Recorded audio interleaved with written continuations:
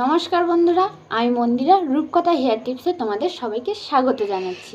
আমি এসে গেছি আজকে তোমাদের সঙ্গে 5টি উপকরণ নিয়ে শেয়ার করব চুলের সম্বন্ধে। তো চলো 5টি টিপস কি হতে পারে জেনে নিই আমরা।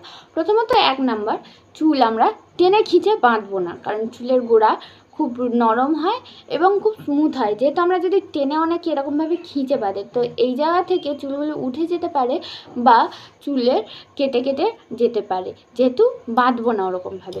2 নাম্বার হচ্ছে, ভিজে চুলে চিরুনি দিয়ে আঁচড়াবো না, কারণ ভিজে চুল থাকে যখন, তখন গোড়া প্রচণ্ড নরম থাকে এবং চুল প্রচণ্ড স্মুথ থাকে।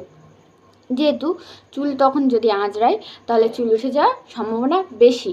3 নাম্বার পয়েন্ট হচ্ছে যে আমরা রাতে শোয়ার সময় চুলটা বেঁধে শোবো, কারণ এপাশ ওপাশভাবে অনেক রকমভাবে শোয়ার সময় আমাদের চুলটা গোড় খেয়ে থাকে বিছানায়।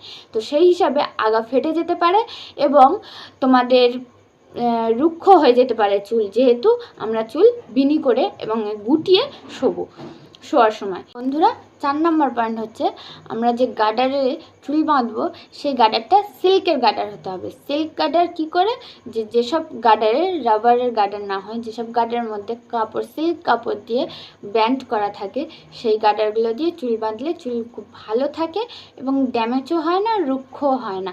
আর 5 নাম্বার পয়েন্ট হচ্ছে, ভিজে চুলে কখনো চুল বাঁধবো না, কারণ ভিজে চুলে চুল বাঁধলে চুলে খুশকি এবং উকুন দুটোই তো হবে, তার থেকে বড় কথা চুল প্রচণ্ড ড্যামেজ হয়ে যাবে, আগা ফেটে যাবে। যেহেতু এই 5টি ভুল আমরা কখনোই করব না চুলের জন্য।